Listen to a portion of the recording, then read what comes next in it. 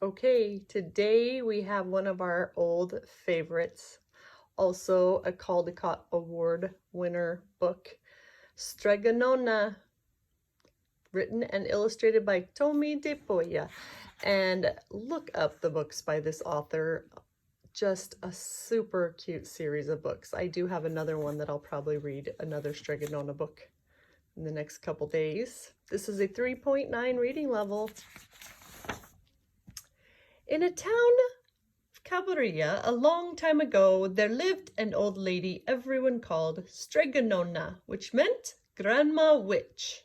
Although all the people in town talked about her in whispers, they all went to see her if they had troubles.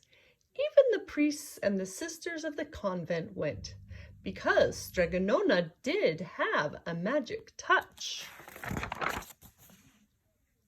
She could cure headaches with oil and water and a hairpin.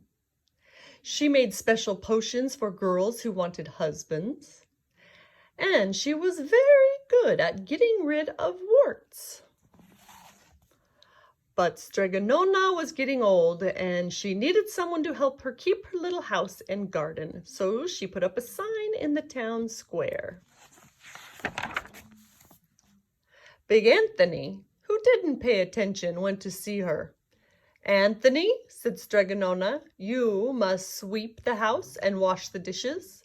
You must weed the garden and pick the vegetables. You must feed the goat and milk her, and you must fetch the water. For this, I will give you 3 coins and a place to sleep and food to eat." "Oh, grazie," says Big Anthony. "The one thing you must never do," said Strega Nona, "is touch the pasta pot. It is very valuable, and I do not let anyone touch it." "Oh, see, yes," says Big Anthony. And so the days went by. Big Anthony did his work, and Strega Nona met with people who came to see her for headaches and husbands and warts. Big Anthony had a nice bed to sleep in next to the goat shed and had food to eat. One evening, when Big Anthony was milking the goat, he heard Strega Nona singing. Peeking in the window, he saw Strega Nona standing over the pasta pot. She sang. Sing along with me, kids. "Bubble, bubble, pasta pot. Boil me some pasta nice and hot. I'm hungry and it's time to sup. Boil enough pasta to fill me up." And the pasta pot bubbled and boiled and was suddenly filled with steaming hot pasta. And Strega Nona sang. Here we go. "Enough, enough, pasta pot. I have my pasta nice and hot. So simmer down my pot of clay until I'm hungry another day." "How wonderful," said Big Anthony. "That's a magic pot for sure." And Strega Nona called Big Anthony in for supper. But too bad for Big Anthony, because he didn't see Strega Nona blow 3 kisses to the magic pasta pot.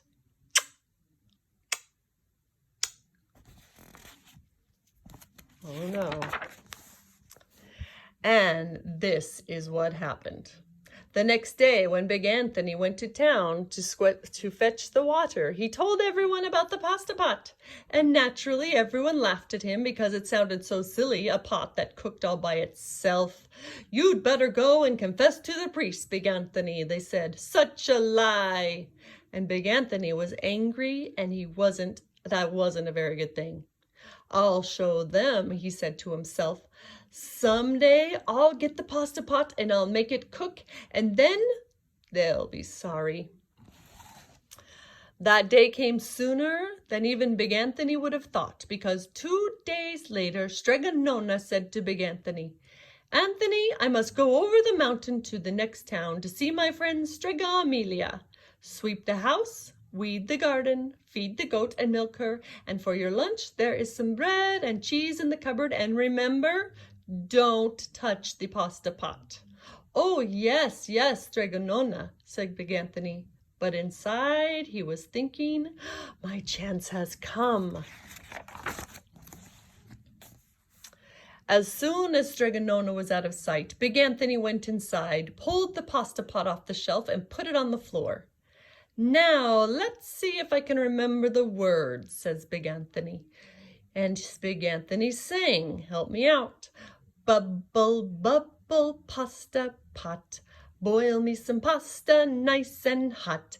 I'm hungry and it's time to sup. Boil enough pasta to fill me up.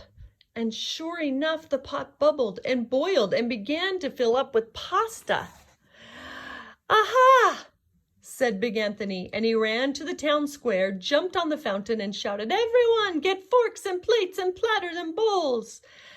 Pasta for all at Strega Nona's house. Big Anthony has made the magic pasta pot work. Of course, everyone laughed, but they ran home and got forks and platters and plates and bowls. And sure enough, when they got to Strega Nona's house, the pasta pot was so full it was beginning to overflow. And Big Anthony was a hero. He scooped out pasta and filled plates and platters and bowls. There was more than enough for all the townspeople, including the priests and sisters at the convent. And some people came back for 2 and 3 helpings, but the pot was never empty. When all had had their fill, Big Anthony sang, enough, enough, pasta pot. I have my pasta nice and hot, so simmer down my pot of clay until I'm hungry another day. But alas, he did not blow the 3 kisses. He went outside, and the applause of the crowd, and Big Anthony took a bow. He was so busy listening to compliments from everyone that he didn't notice the pasta was still bubbling and boiling until a sister from the convent said, "Oh, Big Anthony, look!" And the pasta was pouring out of the pot all over the floor of Strega Nona's house and was coming out the door. Big Anthony rushed in and shouted the magic words again, but the pot kept bubbling. He took the pot off the floor, but pasta kept pouring from it. Big Anthony grabbed the cover and put it on the pot and sat on it. But the pasta raised the cover and Big Anthony as well and spilled on the floor of Strega Nona's house. "Stop!" yelled Big Anthony. But the pasta pot did not stop. If someone hadn't grabbed poor Big Anthony, the pasta would have covered him up. The pasta had all but filled the little house. Out of the windows and through the doors came the pasta, and the pot kept right on boiling. The townspeople began to worry. "Do something, Big Anthony," they shouted. Big Anthony sang the magic song again, but without the 3 kisses, it did no good. By this time, the pasta was on its way down the road, and all the people were running to keep ahead of it. "We must protect our town from the pasta," shouted the mayor. "Get mattresses, tables, doors, anything to make a barricade." But even that didn't work. The pasta kept bubbling, and pasta kept coming. "We're lost," said the people, and the priests and the sisters of the convent began praying. "The pasta will cover our town," they cried. And it certainly would have. Had Strega Nona not come down the road from her visit, she didn't have to look twice to know what had happened. She sang the magic song and she blew the kisses. And with a sputter and a pop, the pot stopped boiling and the pasta came to a halt. "Oh, grazie, thank you, Strega Nona," the people cried. But then they turned on poor Big Anthony. "String him up," the men in town shouted. "Now wait," said Strega Nona. "The punishment must fit the crime." And she took a fork from a lady standing nearby and held it out to Big Anthony. "All right, Anthony, you wanted pasta from my magic pasta pot. Strega Nona said, and I want to sleep in my little bed tonight, so start eating. And he did. Poor big Anthony. The end.